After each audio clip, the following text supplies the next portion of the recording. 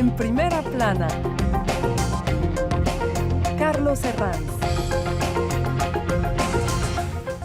Bienvenidos en Primera Plana, un programa de Radio Francia Internacional y de France 24. Iniciamos nueva temporada del programa con un asunto central en Europa, las consecuencias de la guerra de Ucrania en las casas de los europeos. La crisis energética ya provoca que hablemos de las previsiones para un duro invierno con restricciones y planes de sobriedad energética. Nos acompañan en este estudio Rafael Cañas, jefe de la delegación de la agencia EFE en Francia. Bienvenido, Rafael.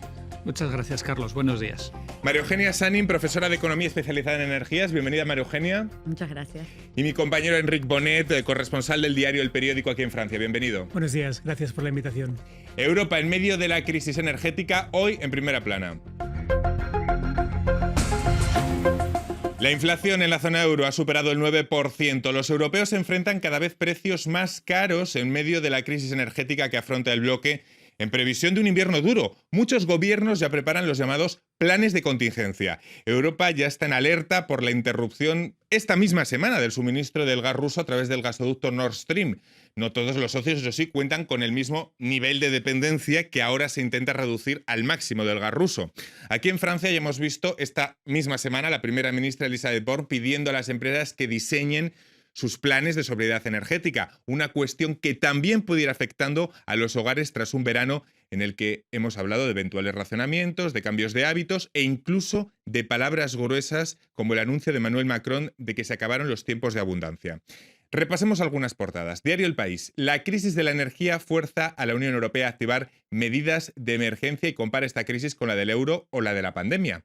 En esta senda, el diario 5 Días, Europa reformará su mercado eléctrico ante la espiral de precios. La Croix. Sobriedad, Francia a los pies del muro, dice el rotativo que el gobierno francés evoca por primera vez un eventual racionamiento. The Economist se pregunta en esta portada si las sanciones hasta ahora aprobadas contra Moscú están funcionando. Bueno, mucho se han comentado para empezar en estos últimos días las palabras de Macron. Vamos a escucharlo. Cette fin de l'abondance, cette fin de l'insouciance, cette fin des évidences montre que c'est au fond une grande bascule que nous vivons. Le moment que nous vivons est nos compatriotes. Estamos viviendo un gran cambio, el fin de la abundancia. Rafael, ¿a qué se refiere el presidente y a qué intenta preparar? ¿Qué intenta prepararnos? ¿No estamos lo suficientemente mentalizados en Europa para las consecuencias de la guerra? Yo creo que sí, que en Europa no estamos suficientemente concienciados a nivel general de la población y sobre todo yo creo que intenta preparar a la población y a las empresas, intenta concienciarlas de que es necesario recortar el consumo energético por las buenas antes de que por las malas haya recortes forzados. El fin de la abundancia, María Eugenia. Para mí es interesante porque siendo economista, cuando algo es abundante, el precio es bajo o cero o negativo. Entonces, es importante entonces, ya para empezar, el nombre, la abundancia, el nombre que le puso el presidente a esa frase, sí. Entonces, en realidad la energía no es abundante, nunca lo ha sido, es un recurso escaso. Lo que yo creo que está marcando con esa interlocución es justamente que tenemos que cambiar la forma en la que nosotros consideramos esta energía, que la que tratamos como abundante, y de ahora en más vamos a tener que tener una especial atención en cómo consumimos esa energía y probablemente van a haber reformas ligadas al mercado eléctrico, a los mercados, a la tarificación, que van a reflejar este nuevo paradigma. Enric, ¿cómo lo interpreta esa frase? Sí, yo creo que es una frase que en el fondo da razón a algo que había sido dicho desde hacía tiempo por la ecología política y por sectores del marxismo, que era la contradicción entre un modelo económico, el capitalismo, que defiende un crecimiento infinito en un mundo de recursos finitos y sobre todo recursos finitos a nivel de las energías que producen carbono, ¿no? de las energías fósiles. Y en el fondo, Emmanuel Macron está diciendo, esto es cierto, que puede sorprender que estas declaraciones sean hechas por alguien como Emmanuel Macron, ¿no? Y yo luego también lo que creo que es interesante de esta frase es importante contextualizarla, porque es verdad que el presidente francés ha hecho declaraciones de este tipo a lo largo del verano. Las hizo el 14 de julio y también a mediados de agosto habló de que en Europa, que los franceses debían de aceptar pagar el precio de su libertad. Y son declaraciones en fondo anunciando sangre, sudor y lágrimas que en parte vienen un poco a intentar influir la opinión pública en un momento que es proclive a que haya protestas, no solo quizás por el malestar que puede provocar la seguridad energética. Se está curando en salud, digamos. Sino también también por el malestar que puede provocar la inflación, una inflación elevada sin aumentos salariales. Que por otro lado es lo que pretende Putin con todo esto, es decir, que haya un estallido social en Europa, que haya un caldo de cultivo con la inflación, con los precios. Rafael. Sí, es evidente que Putin desde hace años, a través de diversas acciones y diversas políticas, ha intentado dividir Europa, la Unión Europea, ha intentado sembrar cizaña en países europeos. A nivel fuera de la energía, lo hemos estado viendo las últimas semanas, una vez que se convocan las elecciones legislativas adelantadas en Italia, empieza a haber una oleada de migrantes y refugiados por el Mediterráneo que salen del este de Libia, la zona que controlan sus aliados y los mercenarios de Wagner, en dirección a Italia, para ayudar a las perspectivas de sus aliados de la extrema derecha italiana. A nivel de la energía está haciendo lo mismo, con cortes técnicos, supuestamente técnicos, puede que sí, no lo sabemos, de los envíos de gas por Nord Stream, con amenazas de cortes o cortes a las empresas que no les pagan en rublos. El resultado es aumenta la inflación, aumenta el precio de la energía, y el aumento del precio de la energía se extiende, hace que suban los precios de todo y aumenta la inflación. Si ves en los cuadros de inflación, lo que hace que aumente todo, prácticamente todo, es el brutal aumento del precio de la energía de los últimos meses.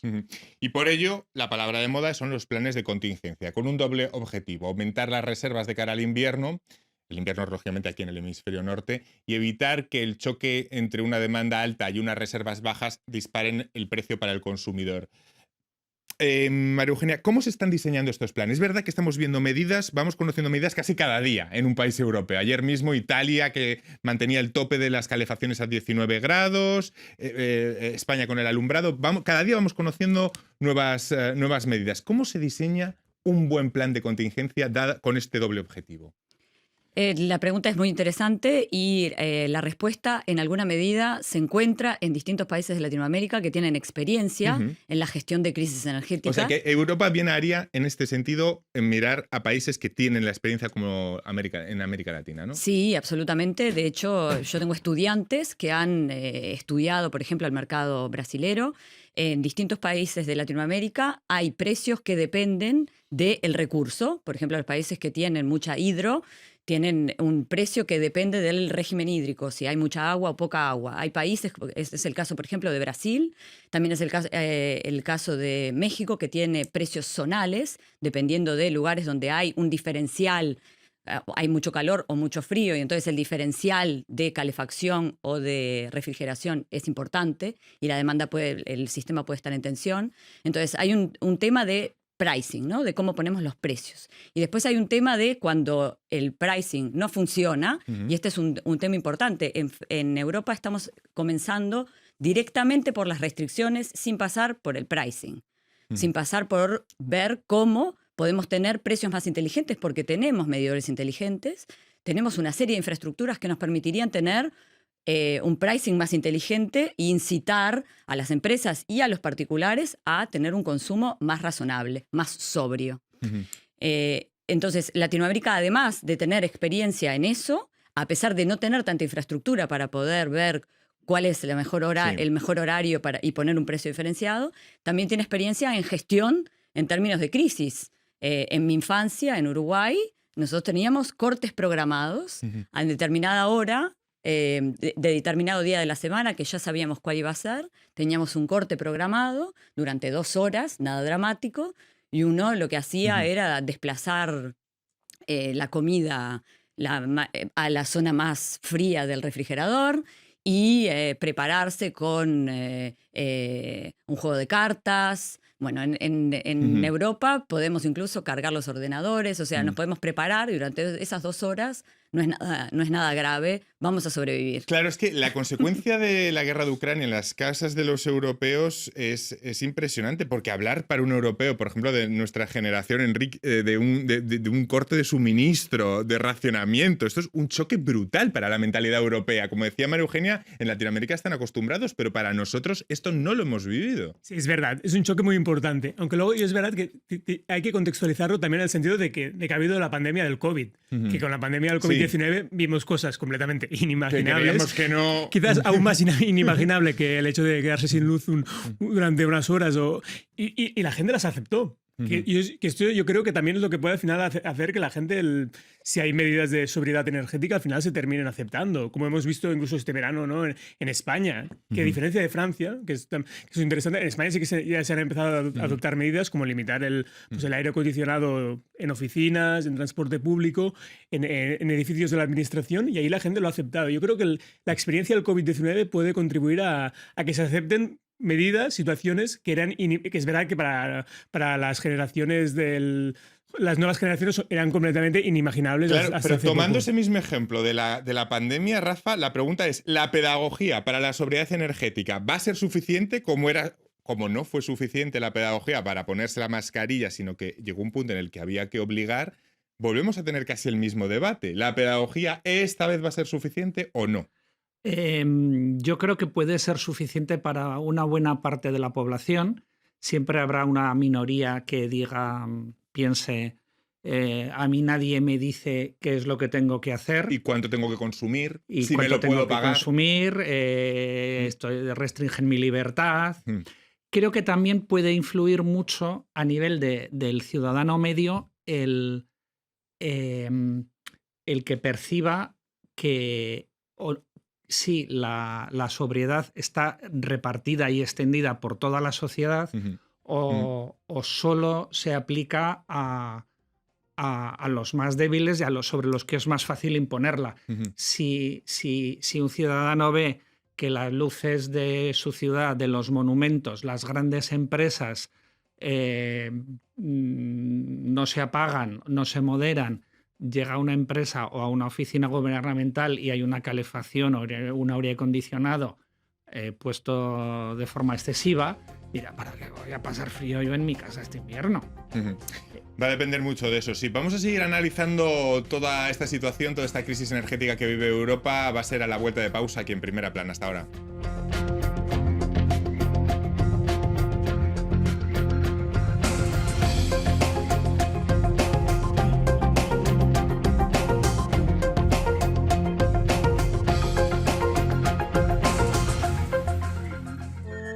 RFI, la selección del mes. Dombrance et Sarah Rebecca. Pompon Pidou. Oui, c'est moi. Mais j'arrive. Non, mais désolé, c'est un problème avec les trains. Donc, je vais prendre le taxi et après un avion. Ta forme est un éclair qui laisse les bras vides. Ézéchiel Payès. Mourir est l'instant que l'on ne peut saisir.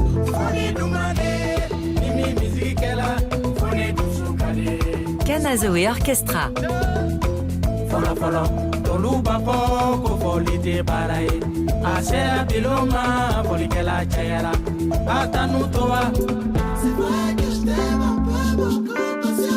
Danny Boomba.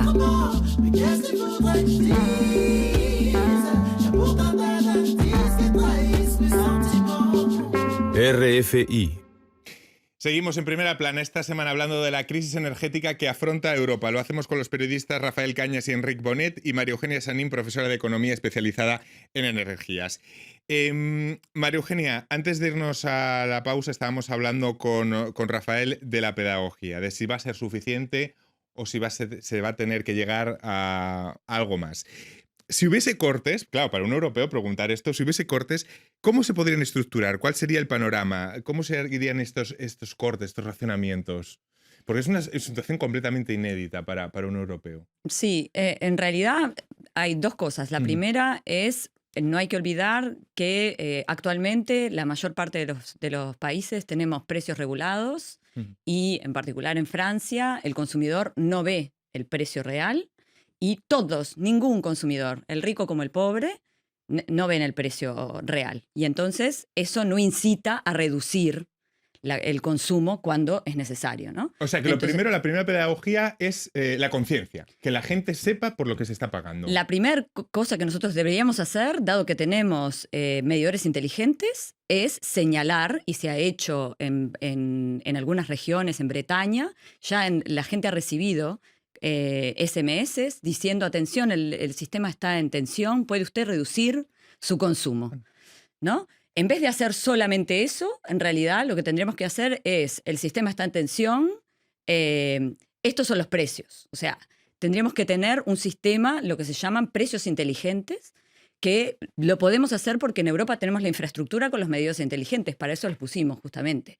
Entonces podemos modular el consumo y si a mí me dicen en este horario usted va a pagar el doble el megavatio hora, que si usted espera 2 horas para poner su lavadora, evidentemente yo lo voy a hacer, ¿no? Entonces la primera cosa es incitar lo más posible a los consumidores a darles planes, ofertas de precios inteligentes para reducir el consumo en el pico y pasar el consumo del pico al valle, porque es en el pico que usamos gas, en el resto, por ejemplo, en España usamos renovables, en Francia podemos usar nuclear si están prendidas. Ese es el primer punto. Pero traducido al lenguaje común es poner la lavadora a las 3 de la mañana. Traducido al lenguaje común es poner la lavadora a las 3 de la mañana y que eso me sea rentable.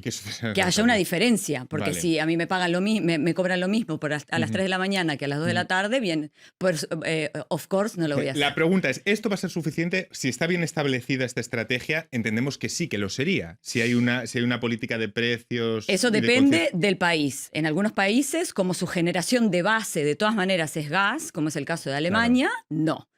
Y entonces la cuestión es, hay una probabilidad no nula de que nos corten, de tener cortes. Según como sea la regulación, la probabilidad aumenta. Y entonces, en particular, si seguimos como estamos, en el business as usual, vamos a tener cortes.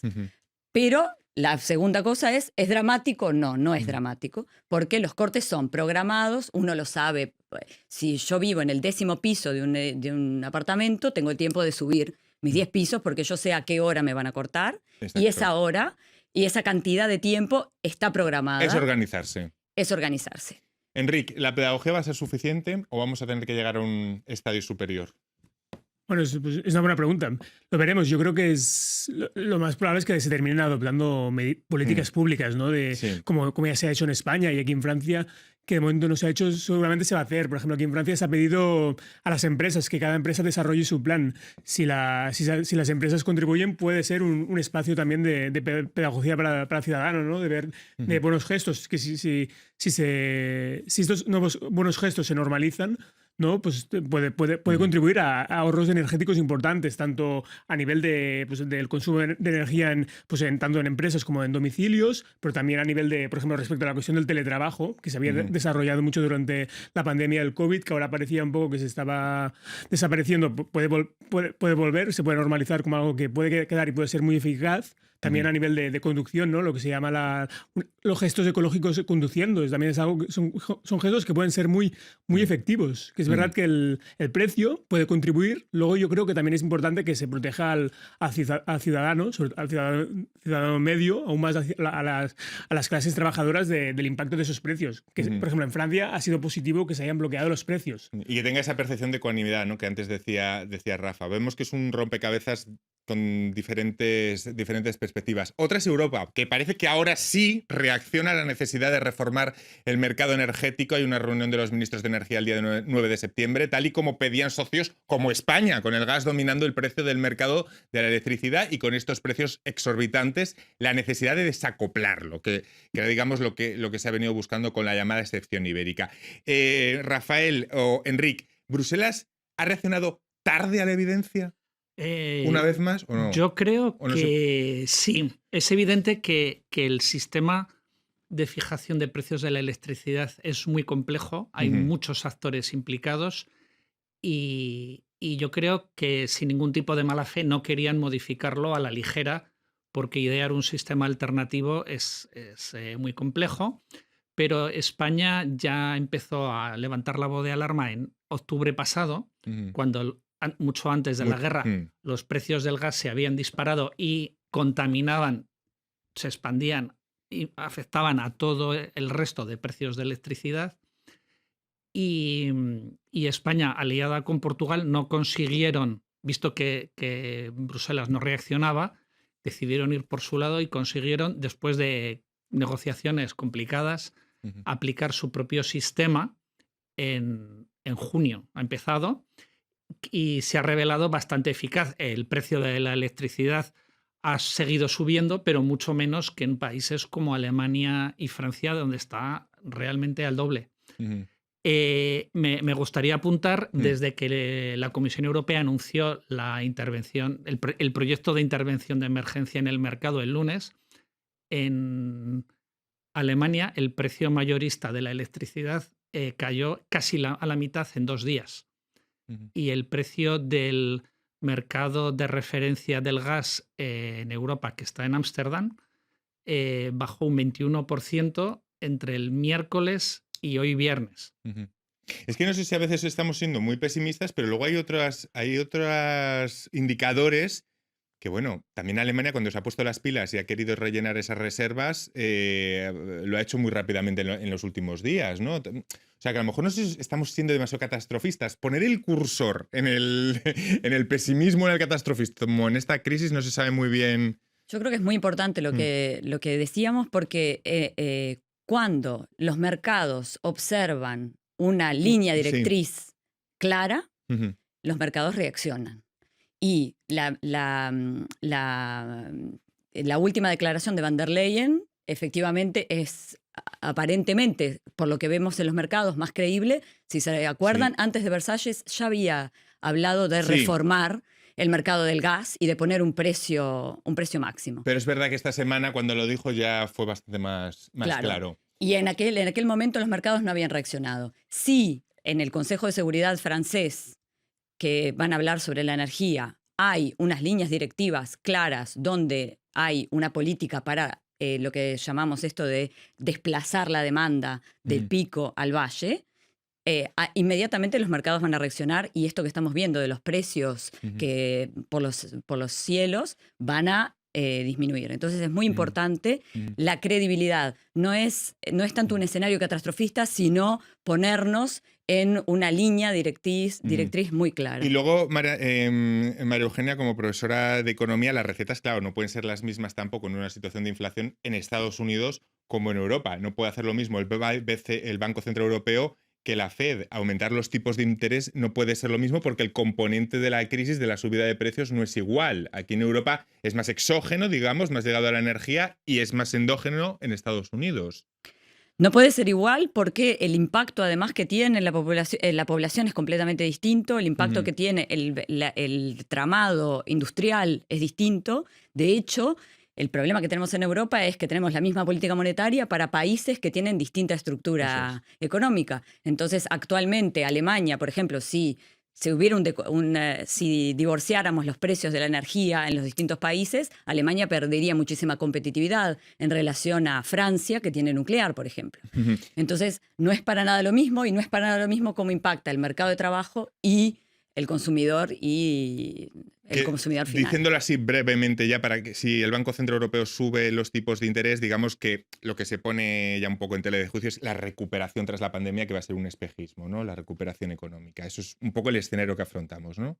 Sí, por eso, como decíamos aquí, es muy importante tener en cuenta que si no tenemos políticas claras ya mismo, y por eso es que yo creo que no estamos en catastrofismo, es realmente realista sentarse sobre la mesa y idear políticas claras que protejan a los consumidores más vulnerables y a los trabajadores que necesitan la energía para poder seguir trabajando.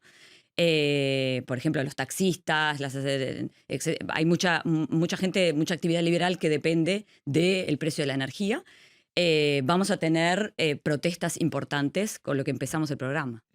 Por cierto, que no hay mal que por bien no venga, dice el refrán, y lo cierto es que los ecologistas ven en esta crisis la oportunidad de hablar de sobriedad, de fuentes limpias. Ucrania ha sido un poco el detonante de todo esto, ¿no? Sí, a nivel ideológico es un contexto muy proclive para que el ecologismo político avance, ¿no? Ya lo fue la COVID en cierta forma, ahora COVID, más estamos encadenando crisis donde el trasfondo al final es la ecología. Para avanzar exacto, para avanzar en el debate público, el contexto es ideal. Pero luego es cierto que están habiendo muchas contradicciones. Claro. Contradicciones, por ejemplo, con Alemania volviendo a abrir centrales de carbón, y no solo Alemania, sino también otros países europeos. Incluso contradicciones a nivel ecológico por ejemplo, con España, con un gobierno de izquierdas que está impulsando y casi se ha convertido en una cuestión de Estado el gasoducto entre España, Francia y para llevar el gas a Alemania, que es una infraestructura que a nivel ecológico pues es muy criticable, ¿no? Es verdad que yo estoy de acuerdo que para avanzar en el debate público el contexto es ideal, pero que al mismo tiempo están habiendo muchas contradicciones en esta cuestión. Y relacionando con la cuestión de la Unión Europea, yo creo que es interesante elevar quizás el nivel del debate estratégico. Que en el fondo Europa está pecando en esta situación de que no hay una estrategia conjunta a nivel energético. El largo plazo, que lo llaman, no es el cortoplacismo en política. Por eso muchos ecologistas... Corto plazo, y cada país mira para sí mismo. Muchos ecologistas dicen estos días, y esto ya lo avanzamos hace 20 años. El problema es que era muy fácil, con el gas barato, seguir avanzando sin reformar nada, ¿no? Sí. Rafael. Sí. Yo he sido corresponsal en Bruselas 12 años y realmente las redes transeuropeas de transporte y de energía se llevan debatiendo desde principios de los años 90 y en el caso de la energía están muy atrasadas respecto a los planes iniciales. En concreto, en lo que más nos afecta a nosotros, España y Portugal, la península ibérica, son una isla con muy poca conexión, especialmente en gas, porque Francia se opone por motivos nacionales. Sí hay conexión eléctrica que a Francia le conviene porque así puede exportar o importar electricidad en función de cómo va su producción nuclear. Me tengo que ir ya, Rafa. Muchísimas gracias a los tres. Ha sido un placer tenerles en este primer programa de temporada y a todos ustedes hasta la próxima semana en Primera Plana. Gracias.